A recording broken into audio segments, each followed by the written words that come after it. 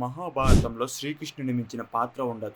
మహాభారతం చదివిన వారికి అలాంటి శ్రీకృష్ణుడి పాత్రపై కూడా ఎన్నో అనుమానాలు కలుగుతున్నాయి. కృష్ణుడు అండగా ఉన్నా కూడా పాండవులు ఎందుకు అన్ని కష్టాలు పడ్డారు? ద్రౌపది పిలిస్తే గాని కృష్ణుడు రాకూడదా?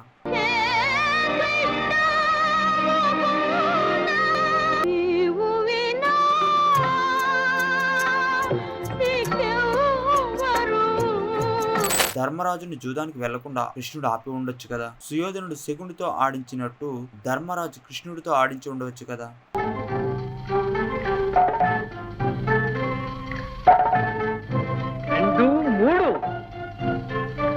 ఇవన్నీ ఎందుకు జరగలేదు?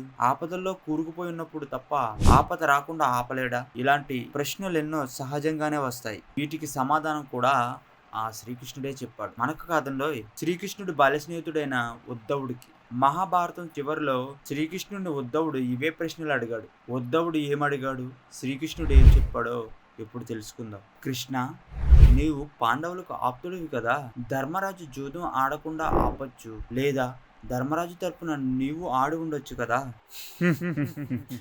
ఉద్ధవ, గుర్తుపెట్టుకో, ఎప్పుడు వివేకం ఉన్నవాడిదే గెలుపు. సుయోధనుడు వివేకవంతుడు, తనకి ఆట రాదు కనుక శకునితో ఆడించాడు. ధర్మరాజుకి ఆ వివేకం లేదు. ధర్మరాజు కూడా నన్ను ఆడమని అడుగుంటే అప్పుడు వేరేలా ఉండేది, కానీ అతను అలా చేయలేదు. నన్ను అతడు పిలుస్తాడేమో అని గుమ్మం ముందే ఎదురు చూస్తున్నాను.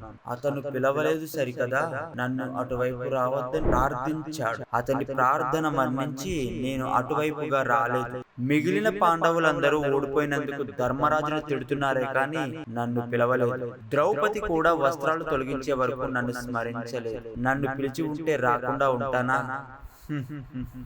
ఓహో, అంటే తీవ్రమైన ఆపదల్లో కూరుకుపోయి పిలిస్తే కాని రావా కృష్ణ? ఉద్ధవ, జీవితంలో జరిగే ప్రతిదీ కర్మానుసారమే జరుగుతుంది. నేను కర్మను మార్చలేను, కానీ పక్కనే ఉండి ప్రతిదీ గమనిస్తూ ఉంటాను. అంటే మా పక్కనే ఉండి మేము కష్టాల్లో, ఆపదల్లో, చిక్కుల్లో కూరుకుపోతుంటే చూస్తూ ఉంటావే తప్ప నువ్వేమీ చెయ్యవా కృష్ణ? ఉద్ధవ, ఇక్కడ నువ్వే ఒక విషయం గమనించడం లేదు. నేను పక్కనే ఉన్నానని నువ్వు గుర్తించితే అసలు తప్పెలా చేయగలవు? కానీ నేను మీరు ఉన్నారు అనే విషయం మర్చిపోయి నాకు తెలియదనుకుని ప్రతిదీ చేస్తారు.